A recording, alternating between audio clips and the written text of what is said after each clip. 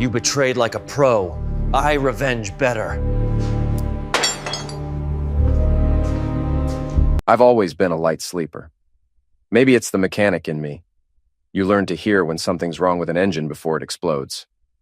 That night, lying in our king-size bed that cost more than my first car, I listened to Sloane's breathing and knew something was off. She'd been coming home later and later from her PR firm downtown.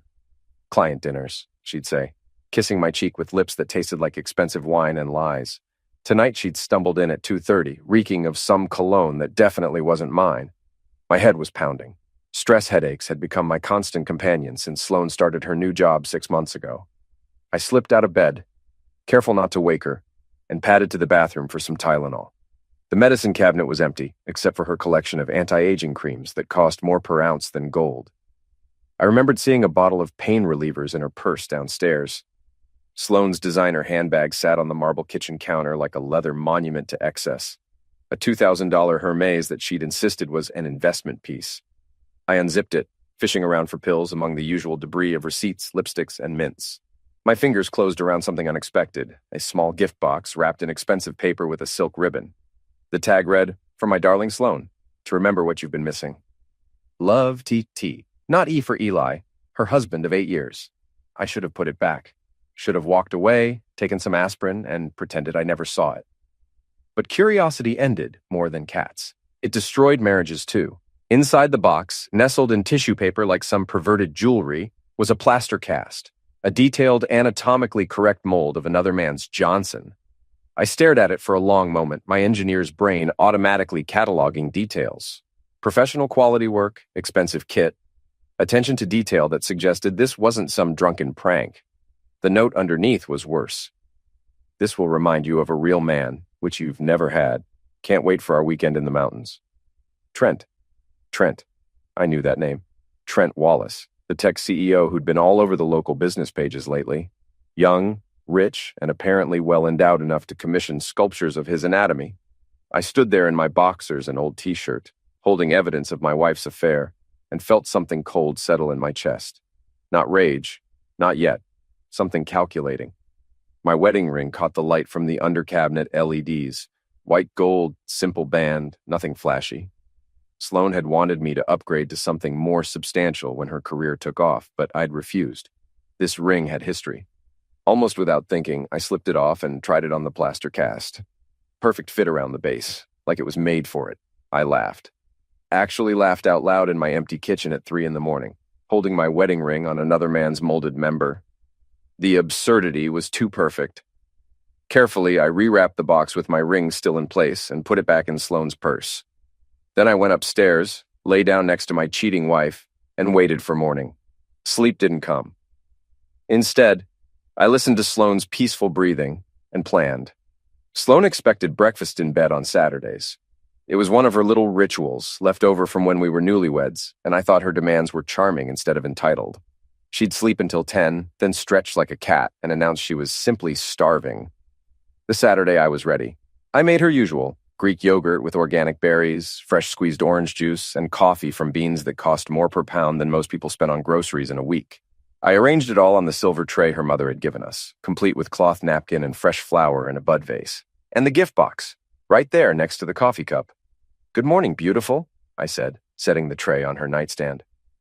"I found something interesting in your purse last night." Sloane sat up, her blonde hair perfectly tousled in that way that took her 20 minutes to achieve.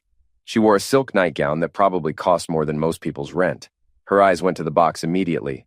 "Eli, I can explain." "Oh, I'm sure you can. But first, why don't you open it? I added a little something." Her hands trembled as she untied the ribbon. The tissue paper rustled. Then she saw it. The plaster cast with my wedding ring around it like some perverted engagement. The color drained from her face. "Eli, you know, Sloane, I have to hand it to Trent. He's got a sense of humor, and apparently access to professional molding supplies." I sat on the edge of the bed, casual as discussing the weather. But here's the thing that really gets me. My ring fits him perfectly. Makes you wonder about the whole real man comment, doesn't it? She clutched the sheet to her chest like it could protect her from the truth. "It's not what you think. It's exactly what I think. The only question is how long this has been going on." I stood up, straightening my shirt. But don't worry about explaining. I've got a lawyer to see. Eli, please, we can work this out. I paused at the bedroom door. You wanted to remember what a real man feels like? Congratulations. You're about to find out what one does when he's done being played for a fool. The sound of her calling my name followed me down the stairs, but I was already gone. My lawyer was Mira Chen, a shark in a $1,000 suit who'd handled my business contracts for years. Her office downtown was all glass and steel designed to intimidate. Today, that worked in my favor.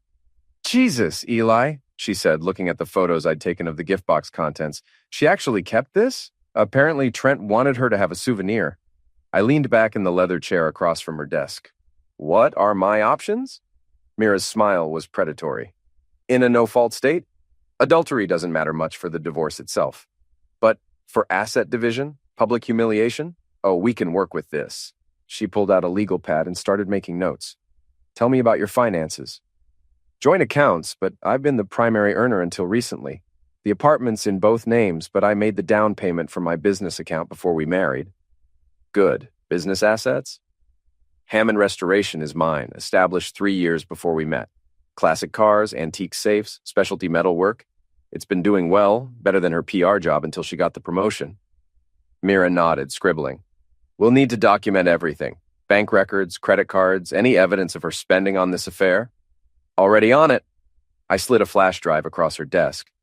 My buddy Randy helped me recover some deleted files from her laptop. Turns out Sloane's been documenting this relationship pretty thoroughly. Randy Kowalski? The tech guy who does your security systems? The same. Apparently Sloane never changed her cloud backup password from our anniversary date. Not very security conscious for someone screwing around. Mira plugged in the drive and started scrolling through files. Her eyebrows climbed higher with each photo. These are explicit. And time-stamped, going back 4 months. Hotel receipts? All on our joint credit card, the Ritz mostly. Trent's got expensive tastes. Mira sat back, grinning. Eli, I have to ask. Are you looking for a quick, quiet divorce, or do you want to make a statement? I thought about Sloane's face this morning. The shock, the fear, the immediate shift to manipulation mode. 8 years of marriage, and her first instinct was to lie. What kind of statement are we talking about? The kind that makes the society pages. The kind that turns Trent Wallace's tech empire stock price into a roller coaster. The kind that makes your cheating wife famous for all the wrong reasons. I looked out her office window at the city below. Somewhere out there, Sloane was probably calling Trent, warning him, trying to figure out damage control. They thought they were so smart, so careful. Let's make a statement. The process server was a retired cop named Murphy, who looked like he'd been carved from granite. Mira had specifically requested him for this job. You want maximum impact? He'd asked during our planning session. I deliver these papers at her office, right in front of her colleagues, with a little extra surprise. The extra surprise was a blown-up poster-sized photo of the plaster cast, complete with my wedding ring, mounted on foam core with a caption, "Enjoy the real thing, Sloane. Divorce papers enclosed." Murphy called me at exactly 2:30 p.m. on Monday. Package delivered, Mr. Hammond. Whole office got quite a show. I was in my workshop, supposedly rebuilding a 1967 Mustang engine, but really just waiting for this call. How'd she take it? Like a deer in headlights. Tried to grab the poster, but I'd already set it up on an easel in their lobby. Security cameras got everything. And her colleagues? Murphy chuckled. Let's just say the water cooler's going to be busy this week. 20 minutes later, my phone rang. Sloane's number. Eli, what the heck do you think you're doing? Getting divorced. I thought the papers made that clear. You humiliated me in front of my entire office. My boss saw that. That thing. That thing is evidence, Sloane. Evidence of your affair with Trent Wallace, tech mogul and amateur sculptor. You can't do this to me. Actually, I can. And I'm just getting started. The line went quiet for a moment. When she spoke again, her voice had shifted to the manipulative tone I'd grown to hate. Eli, honey, we can work this out. It was a mistake, a moment of weakness. 4 months of moments? That's not weakness. That's a lifestyle choice. Please, let's meet and talk about this like adults. Adults don't commission plaster casts of their genitals, Sloane.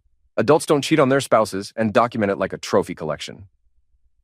I hung up and went back to work on the Mustang. The engine was seized solid, hadn't run in decades. But with patience, the right tools, and enough determination, Even the most broken things could be rebuilt. Some things, though, were better off scrapped. Randy's electronics occupied a narrow storefront between a dry cleaner and a Chinese restaurant. From the outside, it looked like any other small business struggling to survive in the digital age. Inside, it was a high-tech command center that would make the NSA jealous. "So, what's the plan?" Randy asked, pulling up surveillance footage on one of his multiple monitors. He was built like a scarecrow, all angles and energy, with fingers that moved across keyboards like a concert pianist. "I want to know everything about Trent Wallace, where he goes, who he sees, what makes him tick." Already on it. Randy's screens filled with data. Trent Wallace, age 34, CEO of Nexus Technologies. Company went public last year, made him worth about $50 million on paper. Lives in the Meridian Tower penthouse, drives a Tesla Model S Plaid, and has a weakness for expensive restaurants and married women. Married women? Plural? Your wife's not his first rodeo. Found social media traces of at least 2 other affairs in the past 3 years. Guy's got a type: successful, married, blonde. I studied the photos Randy had pulled up. Trent looked exactly like Central Casting's idea of a tech CEO.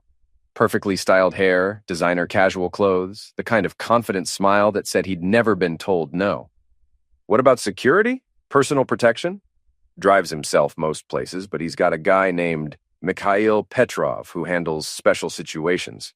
Ex-military, works as a driver/bodyguard/fixer. Fixer? The kind of guy who makes problems disappear. Nothing violent on his record, but he's got connections in some interesting places. I absorbed this information while Randy pulled up more files. Trent's daily routine, his favorite haunts, his business associates. The man lived his life like an open book, apparently confident that his money and status made him untouchable. "There's something else," Randy said, pulling up a new screen. "Your wife's been busy. She's not just having an affair. She's been planning an exit strategy." The documents on screen made my blood run cold. Bank account applications in her name only. Credit cards I didn't know about. An apartment lease application for a place downtown. "She's been moving money," Randy continued. "Small amounts, nothing that would trigger alerts, but it adds up. About $15,000 over the past 2 months. Our money? Your money. From the joint accounts you both have access to." I sat back in Randy's spare chair, processing this betrayal on top of the original betrayal. It wasn't just an affair. It was a planned abandonment, a calculated theft of our shared life. "Randy, I need you to do something for me, something that might not be entirely legal." He grinned. "Those are the most interesting jobs." The Meridian Towers parking garage was a temple to automotive excess. Teslas, BMWs, Mercedes, the kind of cars that cost more than most people's houses. Trent's Model S Plaid sat in a reserved spot near the elevator, gleaming under the fluorescent lights like a black mirror. I'd been waiting for 20 minutes when he finally appeared, checking his phone as he walked. Up close, he was smaller than I'd expected, maybe 5'8" in his expensive shoes, the kind of man who'd learned to project power through money instead of presence. "Trent Wallace?" He looked up, startled. "Do I know you? Eli Hammond, Sloane's husband?" His face went through several expressions in quick succession. Surprise, calculation, then a smug smile that made me want to knock his teeth out. "Ah, the mechanic. Restoration specialist, actually. I fix things that are broken, sometimes permanently." Trent's hand moved toward his phone, probably to call his fixer. I stepped closer. "I wouldn't. This is just a conversation between gentlemen. What do you want?" "I want to understand something. See, I found your little gift to my wife. The plaster cast, very thoughtful. Really shows you put effort into your hobbies." His confidence wavered slightly. "Look, whatever Sloane told you, she didn't tell me anything. She didn't need to. You documented everything beautifully. Photos, receipts, love notes. Very thorough." I pulled out my phone and showed him one of the pictures Randy had recovered. Trent and Sloane in what was clearly a hotel room, her wearing lingerie I'd never seen before. "Nice composition. Good lighting. You should consider a career in photography if the tech thing doesn't work out." "What do you want?" he repeated, but his voice had lost its edge.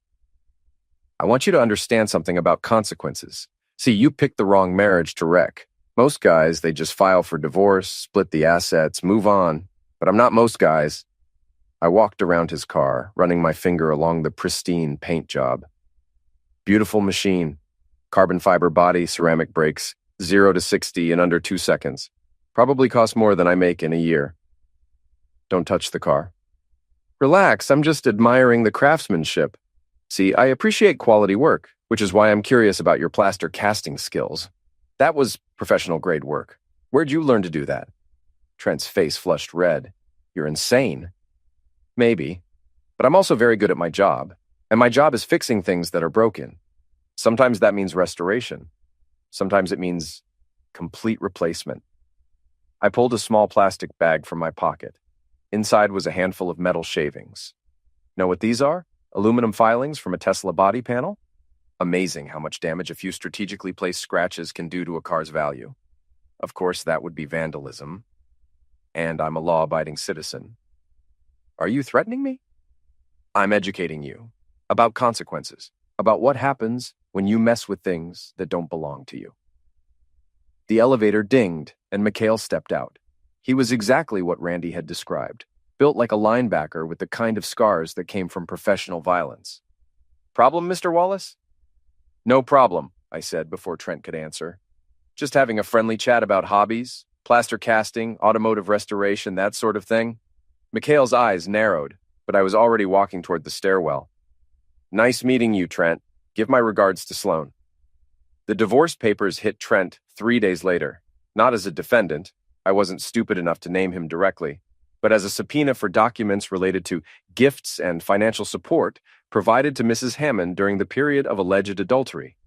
Mira had crafted it beautifully, completely legal, absolutely humiliating, and designed to drag Nexus Technologies into a very public mess. His lawyers are already calling, she reported during our morning meeting. They want to settle. What kind of settlement? The kind with lots of zeros. Apparently, Mr. Wallace values his privacy. I sipped my coffee and considered this. Through Mira's office windows, I could see the city going about its business, unaware of the small war being fought in conference rooms and courthouses. What about Sloan? She's hired Davidson, Klein & Associates, expensive firm, which is interesting since she's supposedly broke. Trent's paying for her lawyers. That's my guess, which means they're coordinating their defense, which means they're worried. My phone buzzed with a text from Randy. Check the news. I pulled up the local business journal on my phone. The headline made me smile. Nexus Technologies stock drops amid CEO scandal rumors. Looks like word is getting out, I told Mira. She glanced at the article. Social media is a wonderful thing. Amazing how fast rumors spread when there's photographic evidence to back them up. You didn't. Of course not. That would be unethical. But I can't control what my paralegal does in her spare time on her personal social media accounts. I had to admire Mira's style. Everything technically legal, everything plausibly deniable, everything designed for maximum damage. My phone rang. Sloan.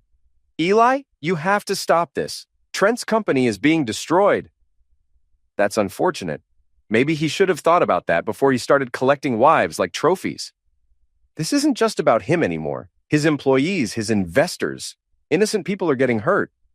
Like I got hurt when I found another man's anatomy in my wife's purse. That's different. No, it's not. Actions have consequences, Sloan. You and Trent made choices. Now you get to live with the results. Please, if you ever loved me, I did love you. Past tense.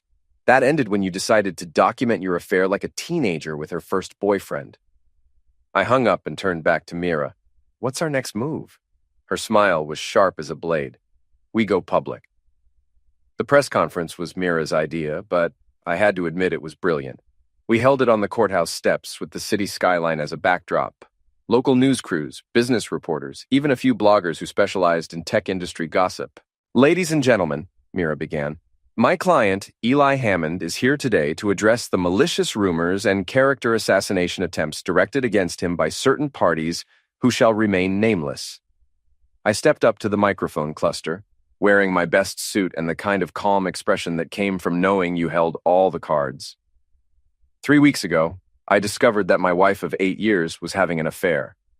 This discovery came in the form of a rather unusual gift, a plaster cast of her lover's anatomy, complete with a note describing me as not a real man. The reporters stirred, cameras clicking. This was better than they'd hoped for.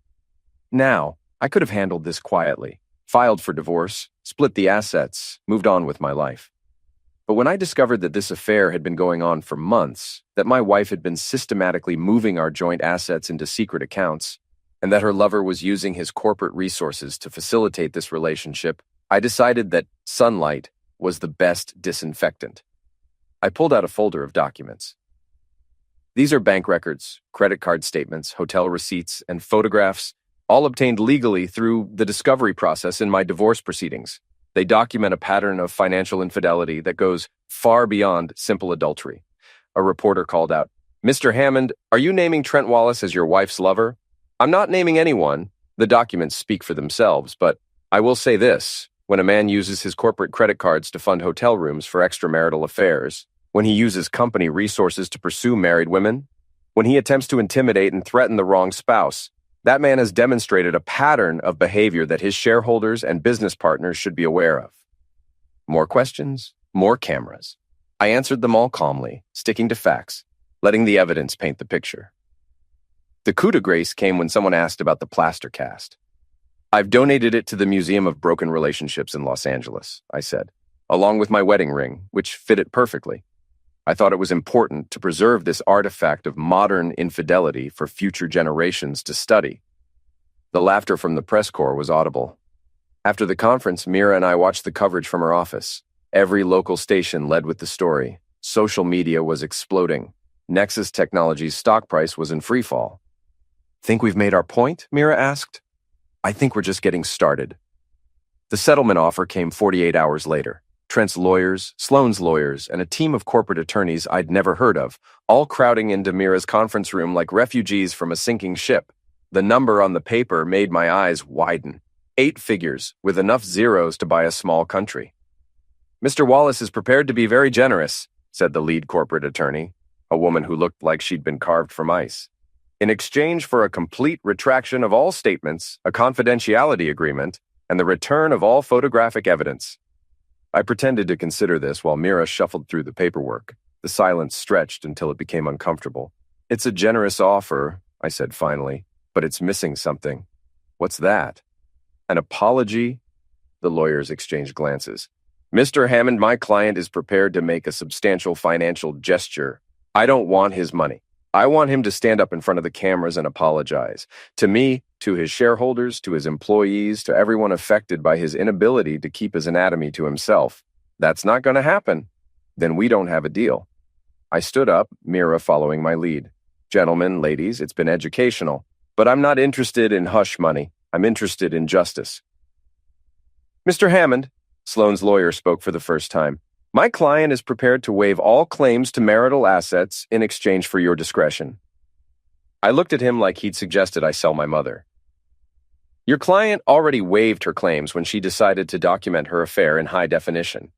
The only thing she's getting in this divorce is whatever the judge decides she deserves, which, based on the evidence, should be just enough bus fare to get out of town. You're being unreasonable.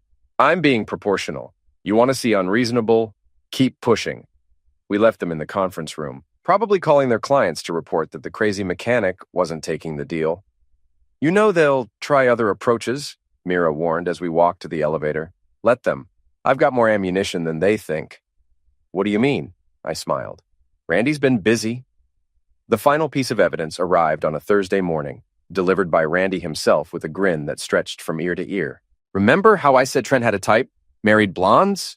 He spread photographs across my workshop table, like a dealer laying out cards. Different women, different hotels, but the same pattern, the same predatory behavior. "How many?" I asked. 7 that I could document, going back 3 years, all married, all targeted through business connections, all abandoned when he got bored. I studied the photos. Professional women, successful in their own right, all apparently seduced by Trent's money and status, all betrayed and discarded. "There's more," Randy continued. "Remember Mikhail? His fixer? Turns out he's been busy cleaning up more than just romantic messes. Tax issues, regulatory problems, a few inappropriate workplace behavior complaints that mysteriously disappeared." "How'd you find all this?" "Turns out Mikhail keeps very detailed records, and he's not as good with digital security as he thinks he is." I looked at the evidence spread before me, enough to destroy Trent Wallace completely, to turn him from a tech mogul into a cautionary tale about power and corruption. "Randy, you beautiful bastard. So what's the play?" I gathered up the photos, thinking. The nuclear option was tempting, but it might be too extreme. Sometimes the threat was more powerful than the execution. Set up a meeting, Trent, Mikhail, and me. Somewhere public, somewhere with good acoustics. You sure about this? It's time to end this. The meeting was set for Saturday afternoon at Riverside Park, by the fountain where families brought their children to feed ducks. Neutral ground, public space, plenty of witnesses. Trent arrived first, looking haggard. The past few weeks had taken their toll. His stock price was still tanking, business partners were asking uncomfortable questions, and the tech press was circling like vultures. Mikhail flanked him, alert and dangerous, but constrained by the public setting. "Mr. Hammond," Trent said as I approached, "I hope you're ready to be reasonable. I'm always reasonable. The question is whether you're ready to be honest." I sat on a bench across from them, casual and relaxed. A jogger passed by, followed by a young mother pushing a stroller. Normal life continuing while we negotiated the terms of destruction. "I know about the others," I said simply. Trent's face went pale. "What others?" "Jennifer Morrison, the marketing executive from Portland, Sarah Chen, the architect from Seattle, Lisa Rodriguez, the lawyer from Phoenix. Should I continue?" Mikhail shifted slightly, his hand moving toward his jacket. I held up a finger. "I wouldn't. We're being recorded. You're bluffing." I pulled out my phone and played a snippet of audio. Trent's voice, clear as crystal, discussing his collection of married conquests with someone I assumed was Mikhail. 7 women, Trent. 7 marriages destroyed because you get off on taking things that don't belong to you. My wife was just the latest trophy. What do you want? I want you gone. Resign from Nexus, sell your stock, disappear from the city, take your fixer with you. That's insane. I built that company. You built it on lies and manipulation. Time to pay the bill. Mikhail spoke for the first time. "You're making a mistake, Mr. Hammond. The only mistake I made was not acting sooner. But don't worry, I'm a quick learner." I stood up, brushing imaginary dust from my jacket. "You have 24 hours to announce your resignation. After that, everything goes public. The affairs, the cover-ups, the pattern of predatory behavior. Your choice. And if I refuse, then you'll find out what a real man does when he's done being reasonable." I walked away, leaving them by the fountain with their choices and consequences. Trent Wallace's resignation was announced the following Monday morning. Personal reasons and pursuing new opportunities were the official explanations, but the tech press read between the lines. Nexus Technologies' stock price stabilized, then began to recover as investors realized the toxic leadership was gone. Sloane's divorce proceedings moved quickly after that. Without Trent's financial backing, her legal team evaporated. She agreed to a settlement that left her with just enough to start over somewhere else, preferably far from the city where everyone knew her story. I kept the apartment, the cat, and my dignity. More importantly, I kept my sense of justice satisfied. The final confrontation came on a Tuesday evening. Sloane appeared at my door, looking older than her 32 years. The stress of public humiliation and financial ruin had carved lines around her eyes that no amount of expensive cream could erase. "Can I come in?" "I don't think that's a good idea." "Please, Eli. 5 minutes." Against my better judgment, I stepped aside. She walked into what used to be our living room, like a ghost visiting a former life. "I wanted to apologize," she said, "for everything, the affair, the lies, the money I took." Apology noted. "That's it? That's all you have to say?" I looked at this woman I'd once loved, once planned a future with, once thought I'd grow old beside. The anger was gone, replaced by something colder and more final. "What did you expect, Sloane? Forgiveness? Reconciliation? A tearful reunion?" I expected something human.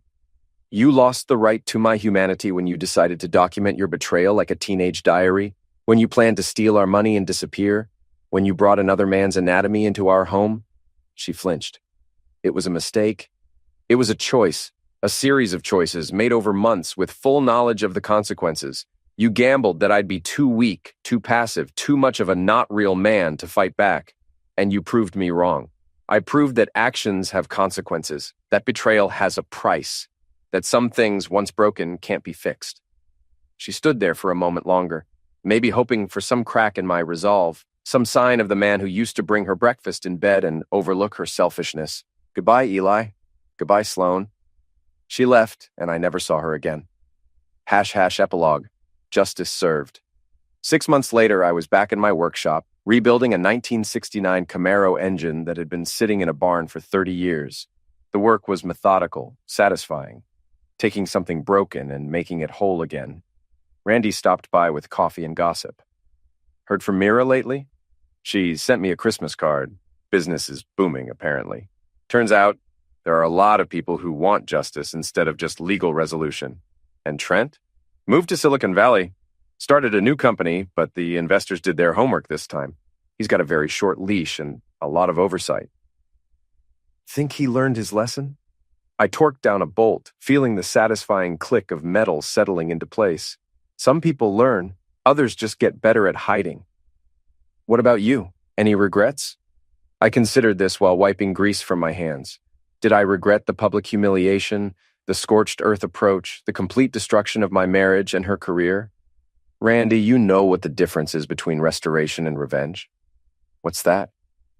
Restoration is about bringing something back to what it used to be. Revenge is about making sure some things stay broken. I looked around my workshop, at the tools and projects and evidence of honest work. This was my life now, simpler, cleaner, free of lies and manipulation and plaster-cast surprises.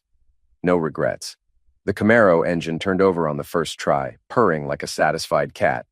Some things, when you took the time to do them right, worked exactly as they should. Justice, it turned out, was a lot like engine restoration. It required patience, the right tools, and absolute attention to detail. But when you were done, when everything was properly aligned and functioning as designed, the results were beautiful. My phone buzzed with a text from an unknown number. Mr. Hammond, I found your contact through a friend. My husband is cheating, and I need help. Are you available? I smiled and typed back, when do you want to meet? After all, everyone deserved justice, and I'd gotten very good at delivering it.